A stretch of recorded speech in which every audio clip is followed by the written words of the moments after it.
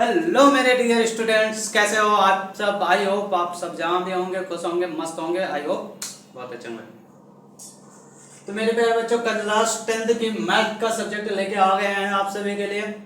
और class 10th में math का जो हमारा पेपर होता है 70 नंबर का होता है मेरे प्यारे बच्चों। अब 70 नंबर में हमारे 10-12 चैप्टर जो भी हैं बुक में वहीं से आते हैं। और हमारा फर्स्ट चैप्टर है रियल नंबर, वास्तविक संख्याएं। अब मेरे प्यारे बच्चों आती है रियल नंबर क्या है, वास्तविक संख्याएं क्या हैं। तो वास्तविक संख्याओं का मतलब ये होता है किसी संख्याओं की गणना, गिनना जिसे बोला जाता है,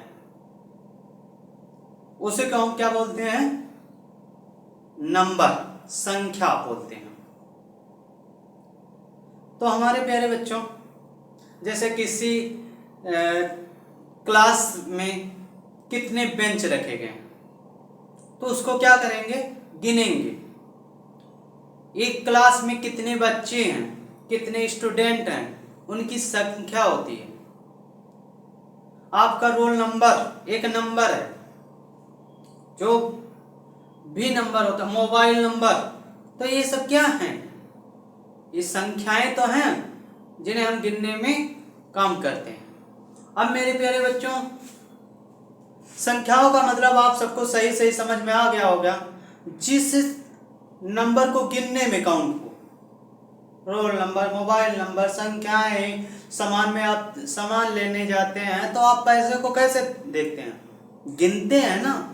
100 रुपये, 200 रुपये, 1000 रुपये, 1500 रुपये, जो भी आप सामान में मार्केट में लेते हैं क्या करते हैं, संख्याओं के हिसाब से बैलेंस को गिनते हैं। वही हमारा हो गया संख्या।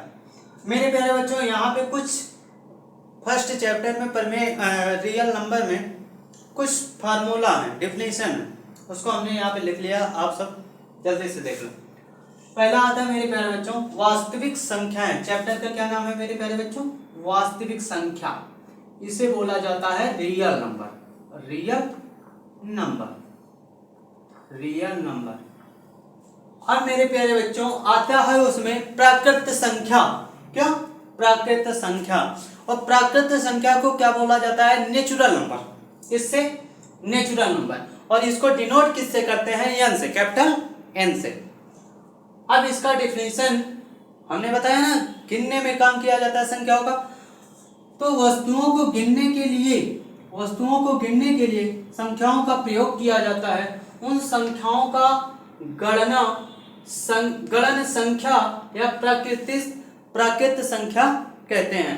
तो मेरे प्यारे बच्चों प्राकृत संख्या का डिफिनेशन क्या हो गया, या कोई पूछे तो संख्याओं को गिनने के लिए संख्याओं का प्रयोग, किसी वस्तुओं को गिनने के लिए संख्याओं का प्रयोग किया जाता है। उन संख्याओं को गणन संख्या या प्राकृतिक संख्या बोलते हैं। इंग्लिश में नेचुरल नंबर, इससे डिनोट किससे करते हैं, कैपिटल एन से। अब एग्जांपल में मेरे प्यारे बच्चों 1 2 3 4 5 6 7 8 9 10 इन्फिनिटिव अनंत तक। अब इसमें मेरे प्यारे बच्चों थोड़ा से होता है, प्राकृत संख्याएं कब प्राप्त होती हैं। तो मेरे प्यारे बच्चों फर्स्ट एंड सेकेंड परिणाम। तो मेरे प्यारे बच्चों कभी कभी दो संख्याओं को जोड़ने के बाद हमें प्राकृत संख्या प्राप्त होती है, कभी कभी घटाने पर प्राकृत संख्या प्राप्त होगी, कभी कभी नहीं। तो जैसे 1 + 2 = 3, हमारा 1 हो गया 5, 1 हो गया 8, 8 5 13। तो हमारे ये क्या मिल रहे हैं, प्राकृत संख्याएं मिल रही। अब माइनस करने पे मेरे प्यारे बच्चों 1 - 2 तो हमें मिल गया -1, 13 - 12 = 1। तो मेरे प्यारे बच्चों यहाँ पे एक माइनस है, एक प्लस है, तो ये प्राकृत संख्या तो है लेकिन ये नहीं है। तो हमारा कहने का मतलब ये है कि कभी कभी प्राकृत संख्याएं माइनस करने पे मिलेंगी, कभी कभी नहीं मिलेंगी। अब आ जाता है पूर्ण संख्याएं। क्या? पूर्ण संख्याएं। पूर्ण संख्याएं क्या होती है? इंग्लिश में होल नंबर बोला जाता है। क्या बोला जाता है? Whole number. प्राकृत संख्याओं में शून्य को सम्मिलित करने पर जो संख्या प्राप्त होती है उन्हें पूर्ण संख्या कहते हैं। तो मेरे प्यारे बच्चों, प्राकृत संख्याएं एक से गिनी जाती थी हमारी अनंत तक। अब होल नंबर किसे बोला जाता है? जिसे शून्य को सम्मिलित कर लिया जाए। तो मेरे प्यारे बच्चों, शून्य को सम्मिलित कर लिए तो ये हमारा क्या बन गया? प्राकृत संख्या, होल नंबर। इसे W से डिनोट करते हैं। डिफिनीशन आप सब कॉपी में नोट कर लीजिए। पूर्णांक संख्या। पूर्णांक किसे कहते हैं? कोई दो नंबर हो उसको जोड़ने की, काउंटेबल करने की गणना को क्या कहते हैं? पूर्णांक कहते हैं। प्राकृत संख्याओं में शून्य एवं ऋणात्मक संख्याओं को भी सम्मिलित करने पर जो संख्याएं प्राप्त होती हैं उसे पूर्णांक कहते हैं। समझ में? अब जो ये नंबर था प्राकृत और ये जो नंबर था होल नंबर, इन दोनों नंबर को क्या कहते हैं? पूर्ण संख्याओं में सम्मिलित कर लेते हैं। जैसे प्राकृत संख्याओं में शून्य एवं ऋणात्मक संख्याओं को भी सम्मिलित करने की संख्याएं प्राप्त होती हैं, उसे पूर्णांक कहते हैं।